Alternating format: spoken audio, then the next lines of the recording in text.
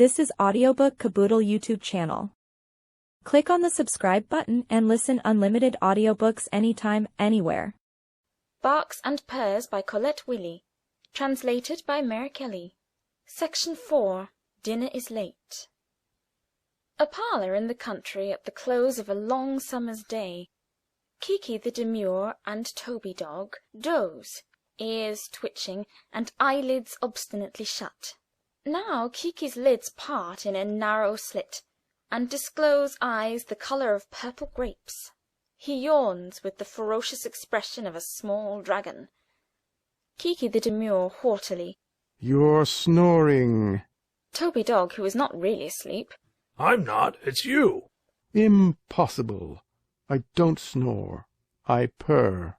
"Same thing." Kiki-the-Demure, not condescending to a discussion. "Thank heaven it isn't." A silence. "I'm hungry. One doesn't hear the noise of plates in the next room. Isn't it dinner time?" Toby-Dog gets up slowly, stretches his forepaws, and yawns, darting forth a heraldic tongue with curly end. I don't know. I'm hungry."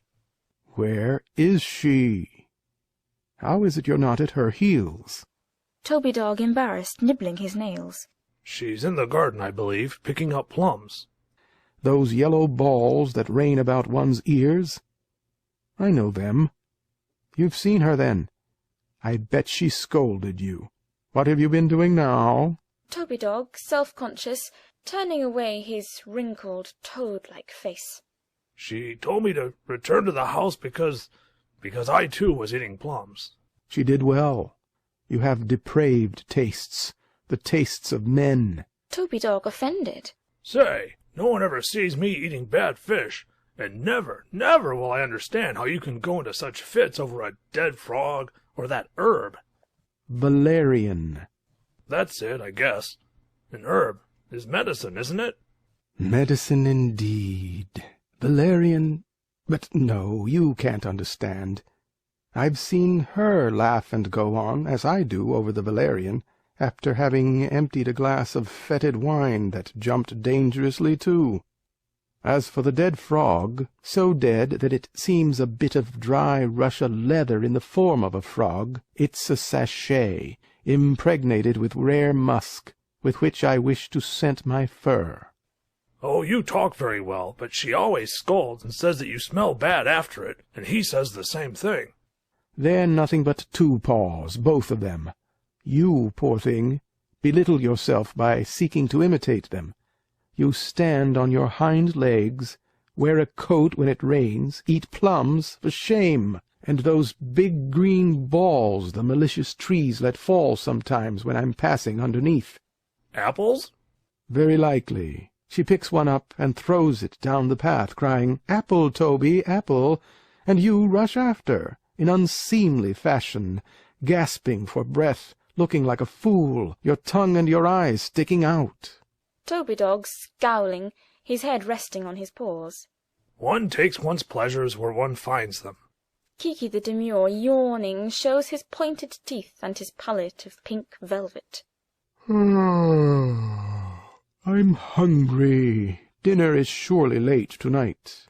Suppose you look for her?" "I daren't. She forbade it.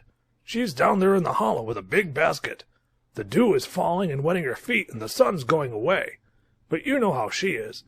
She sits on the damp ground, looking ahead of her as if she were asleep, or lies flat on her stomach, whistling and watching an ant in the grass. She tears up a handful of wild thyme and smells it, or calls the tomtits and the jays, who never come to her by any chance. She takes a heavy watering pot, and, it gives me the shivers. Pours thousands of icy silvery threads over the roses or into the hollows of those little stone troughs way back in the woods. I always look in to see the head of a brindle-bull who comes to meet me and to drink up the pictures of the leaves. But she pulls me back by the collar with, 'Toby, Toby, that water is for the birds.' Then she takes out her knife and opens nuts, 50, 100 nuts, and forgets the time. There's no end to the things she does." Kiki-the-Demure, slyly. "And what do you do all that time?"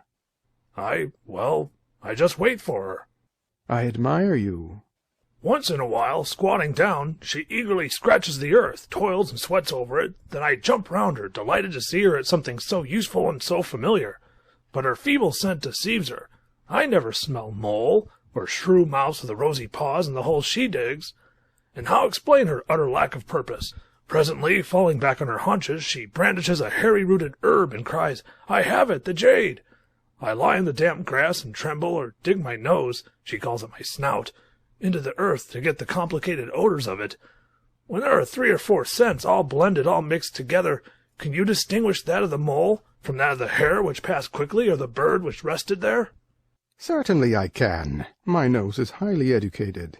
It's smaller, regular, wide between my eyes, delicate at the chamois skin end of my nostrils. The lightest touch of a blade of grass, the shadow of smoke, tickles and makes it sneeze. It doesn't bother about distinguishing the scent of moles from that of hares, did you say? But it delights in the trace left by a cat in a hedge. I've a charming nose. She calls it his pretty little nose of cotton velvet. Since my eyes opened on this world, I've not known the day that someone has not uttered a truthful flattery on the subject of my nose. Now yours is a rough-grained truffle. What makes you move it so ridiculously at this very moment?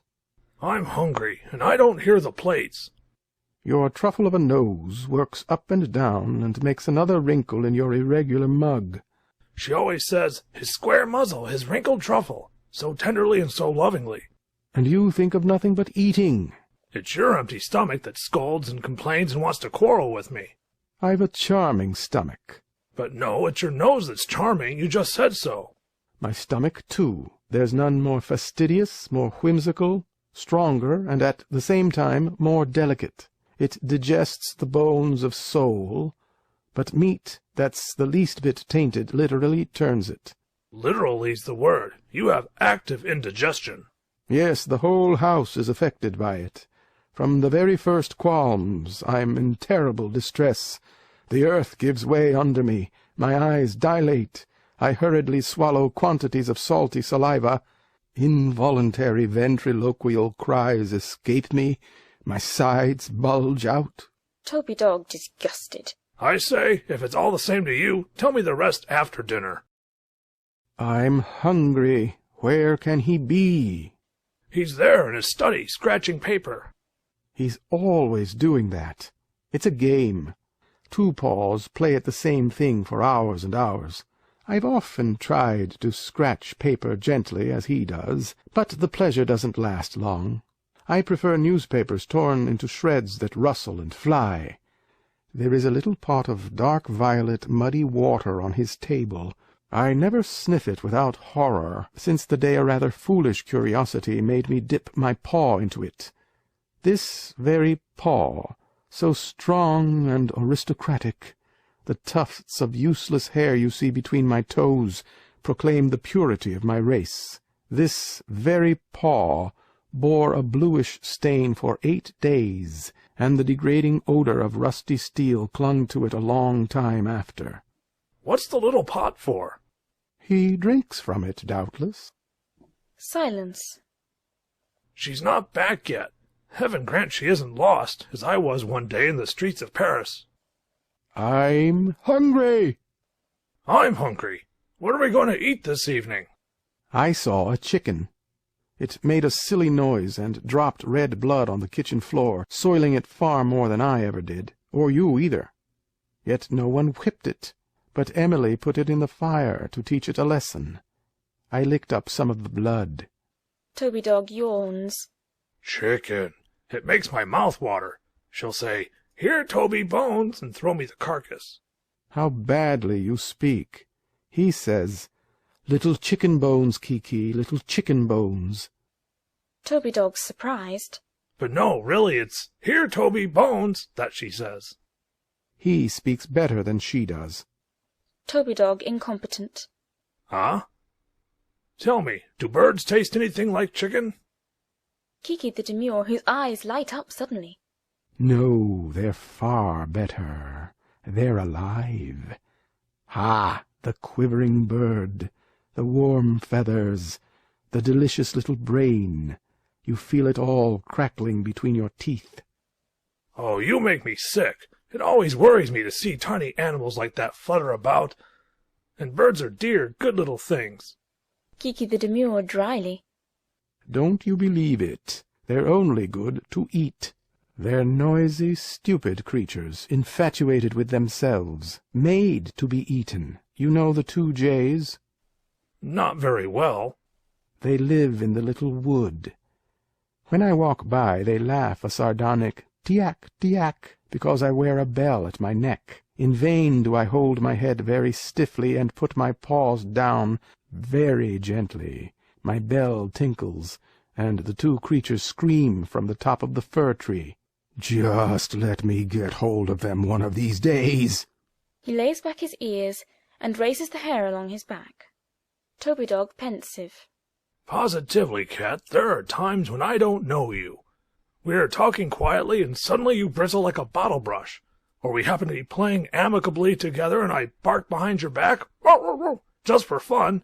Then, one doesn't know why, perhaps because my nose has grazed the long hairs on your legs you're so proud of.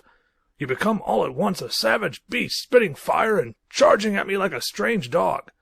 Don't you think that shows a bad character? Kiki-the-Demure, mysterious, eyes half closed.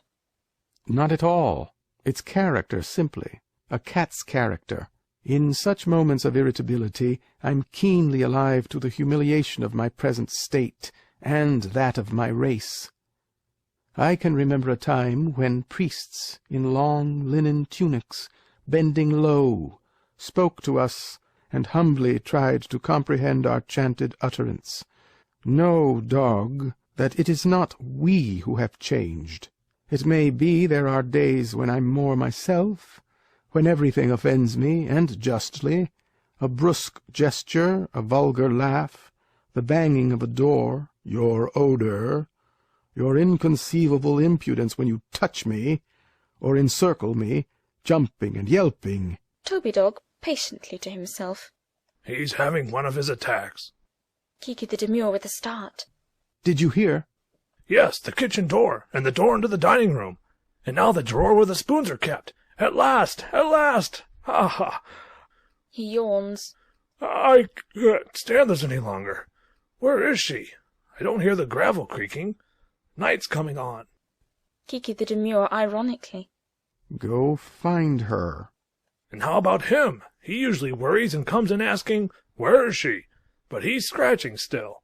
He must have drunk up all the violet-colored water in the muddy little pot by this time. Toby carefully stretches his legs. Ah, I feel lively. And empty. We're going to eat soon. Just smell the good kitchen smells that come under the door. Let's play. No. Run, I'll chase without touching you. No. Why not? I don't want to. Oh, but you're tiresome. Watch me jump and arch my neck like a little horse and try to catch my stubby tail. Now I turn round, and heavens, the whole room spins. It's stopping now.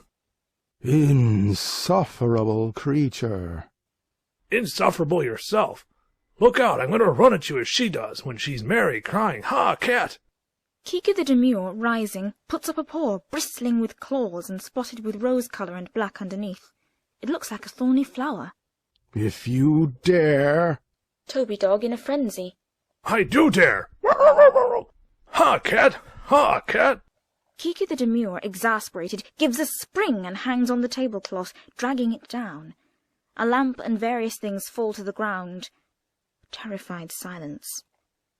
The 2 animals, crouching under an armchair, await punishment. He appears at the study door, holding a pen like a bit between his teeth. Thunder and Blitzen! What is it now? This cursed menagerie has overturned everything. Where's your mistress? What a place this is, to be sure! Dinner never on time. Etc., etc., etc. The 2 guilty ones, who well know the harmlessness of such outbursts, laugh quietly to themselves, and lying flat as bedroom slippers, look at one another through the fringes of the chair. The garden gate opens. She comes in carrying a basket full of fragrant plums. Her hands are sticky from their sugariness, her hair tumbled. She stands horrified before the disaster. Oh, they've been fighting again, have they? Without conviction. Dear me, what nasty creatures. I'll give them away. I'll sell them. I'll kill them. But the cat and dog, grovelling in exaggerated humility, crawl up to her and speak together. There you are. It's very late. Toby attacked me. It's he who's broken everything. I believe he went mad from hunger. You smell good, of grass and the twilight. You sat down on some wild thyme. Come, tell your master to carry me on his shoulder. The meat will be overdone, I'm afraid. You'll carve the chicken very quickly, won't you? And you'll keep the browned skin for me? If you wish, I'll stretch out my paw like a spoon, which knows how to take up the littlest morsels and carry them to my mouth with that human gesture that makes you laugh so, you and he. Come. Hi! Hi! There you are at last! I'm so unhappy when you're away. You banished me. You didn't love me. The lamb fell down all by itself. Come, I'm awfully hungry, but I'll gladly go without dinner if you'll promise to take me with you always wherever you go. Yes, even out in the twilight, though it makes me sad. I'll willingly follow you there, my nose close to the hem of your dress. She, disarmed, and quite indifferent to the cataclysm. Do look how pretty they are. End of section 4. This was Audiobook Caboodle YouTube channel presentation. We hope you enjoyed listening. For full audiobook, check out our playlist section. Links in description below.